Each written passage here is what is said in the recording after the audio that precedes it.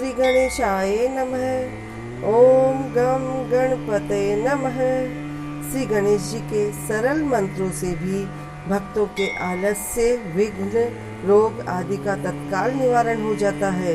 गणेश जी को अपने सभी भक्तों से प्यार है, तो सभी गणेश भक्तों को आशीर्वाद प्राप्त हो, इसी कामना के साथ स्नेहा भक्ति चैनल पर गणेश महापुराण की प्रथम खंड के चौथे अध्याय की कथा का आरंभ करते हैं। ज़्यादा से ज़्यादा लोगों को फल मिले, इसके लिए सभी स्नेहा भक्ति चैनल को लाइक, शेयर और सब्सक्राइब जरूर करें। आगे की कथा इस प्रकार है। भृगु जी द्वारा राजा भीम का उपाख्यान वर्णन। सोमकांत को भृगु ऋषि कथा सुना रहे हैं गणेश महापुराण की। उसमें राजा भीम का उपाख्यान आया है, वो आप सुनेंगे। सूत जी बोले, हे शौनक, भृगु जी ने सोमकांत से पुनः कहा, हे महाराज, अब श्री गणेश्वर का अन्य उपाख्यान तुम्हारे प्रति कहता हूँ। विदर्भ देश की घटना है। उसकी राजधानी कौंडिन्यपुर थी। वहाँ भीम नामक एक प्रसिद्ध राजा राज्य करता था। उसकी पतिव्रता पत्नी का नाम चारुहासिनी था। उनका दाम्पत्य जीवन सुखपूर्वक व्यतीत हो रहा था, किंतु बड़ी आयु होने पर भी संतान न होने का दुख उन्हें पीड़ित करता था। तब राजा ने सोचा कि इसके लिए कोई उपाय करना चाहिए। ऐसा निश्चय कर उसने अपना राज्य अपने विश्वास पात्र अमात्य को सौंप दिया और उससे कहा, जब तक मैं न लौटूं तब तक सावधानी पूर्वक प्रजा पालन और देश की सीमा की रक्षा करते रहना। अमात्य ने आदेश पालन का वचन दिया तो राजा वहां से निश्चिंत होकर वन को चल दिया। वह राजा वन में भ्रमण करता हुआ विश्वामित्र जी के आश्रम में जा पहुंचा और महर्षि को प्रणाम कर बैठ गया। महर्षि ने देखकर पूछा, तुम कौन हो? यहाँ किस प्रयोजन से आए हो? अपना पूर्ण परिचय दो। राजा बोला, प्रभो, मैं कौंडिन्यपुर में रहता हुआ विदर्भ देश पर शासन करता था। मेरा नाम भीम है। मेरी वृद्धावस्था हो गई तो भी कोई संतान नहीं हुई, इसलिए आपकी सेवा में उपस्थित हुआ हूँ। मैं नहीं जानता कि मुझ जैसे कर्तव्यनिष्ठ एवं धर्मज्ञ व्यक्ति को भी इस दुर्भाग्य की प्राप्ति क्यों हुई है। महर्षि ने कहा, राजन, तुमने पूर्व जन्म में श्री गणेश्वर का निरादर किया। उसी के फलस्वरूप तुम इस जन्म में संतानहीन रहे हो।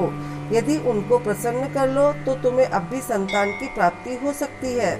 राजा ने जिज्ञासा की, महामुने, मुझे मेरे पूर्व जन्म का वृत्तांत सुनाने की कृपा कीजिए कि मेरे द्वारा भगवान गणेश्वर का निरादर कैसे हो गया था। विश्वामित्र बोले, महाराज, तुम्हारे कुल में बहुत पहले भीम नामक एक अन्य प्रतापी पुरुष हुआ था। उसकी पत्नी अत्यंत सुंदर और पतिव्रता थी। उससे एक पुत्र की प्राप्ति हुई जो गूंगा, बहिरा और विकलांग था। उसके शरीर से दुर्गंध आती थी। माता पिता ने उसका नाम दक्ष रखा। अनेक प्रयत्न करने पर भी वह बालक मूकता और बधिरता के दोष से मुक्त न हो सका। हे राजन, किसी ने राजा से कहा कि यदि बालक अपनी माता के साथ तीर्थाटन करे तो संभव है कि बालक का रोग दूर हो जाए। उसके परामर्श पर राजा के आदेश से रानी अपने पुत्र को लेकर तीर्थ यात्रा को चल पड़ी। मार्ग में चोरों ने उसे लूट लिया, इसलिए उसके पास जीवन यापन के लिए भी धन नहीं रहा।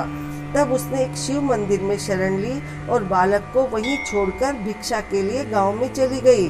तभी उस मंदिर में एक धर्मज्ञ ब्राह्मण आया। उसके शरीर का स्पर्श करके प्रवाहित होने वाली वायु के स्पर्श से बालक का शरीर रोग मुक्त हो गया। रानी लौटकर शिवालय में आई तो अपने पुत्र को सर्वांग सुंदर और रोग मुक्त देखकर बहुत प्रसन्न हुई। उसने ब्राह्मण देवता का पता लगाया तो ज्ञात हुआ कि वह गणेश जी का उपासक था। उसने रानी को गणेश जी की उपासना का उपदेश दिया। अब माता और पुत्र दोनों ने भगवान गणेश्वर की उपासना की, जिससे प्रसन्न होकर गणेश जी ने स्वप्न में कहा कि तुम मेरे परम भक्त महर्षि मुद्गल के पास जाओ। उनसे तुम्हें समस्त अभिष्टों की प्राप्ति हो सकती है। महर्षि भृगु ने कहा, हे सोमकांत, विश्वामित्र जी ने भीम को आगे का वृत्तांत सुनाते हुए कहा कि वे दोनों मुद्गल आश्रम की खोज में बहुत समय तक अरण्यों में भटकते रहे। तब तक एक दिन बड़ी कठिनाई से उन्हें वह आश्रम मिला। वहां आकर उन्होंने अपना सब वृत्तांत सुनाया तो महर्षि ने श्री गणेश्वर के एकाक्षरी मंत्र गम के अनुष्ठान का उपदेश दिया।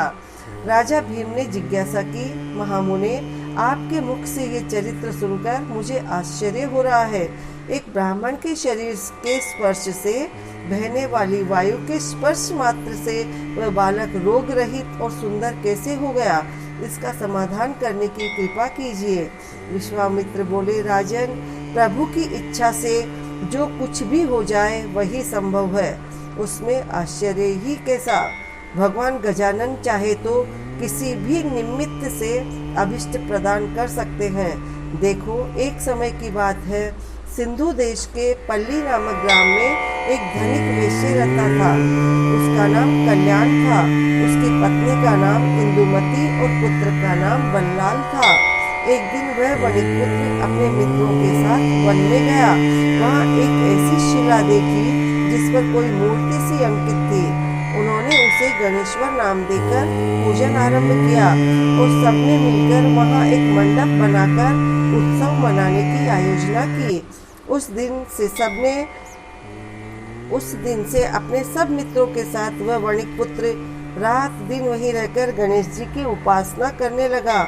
जब वे घर नहीं पहुँचे तो माता पिता को चिंता हुई और पता लगाने आए कि वहाँ वह है कहाँ और क्या करते हैं।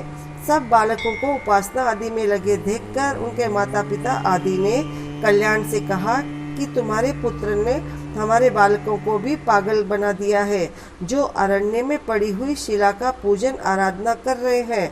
इसलिए तुम अपने पुत्र को रोको, अन्यथा हमें उसके साथ कठोरता से व्यवहार करना पड़ेगा। यह सुनकर कल्याण ने उस मंडप को गिरा दिया और अपने पुत्र को मारने लगा।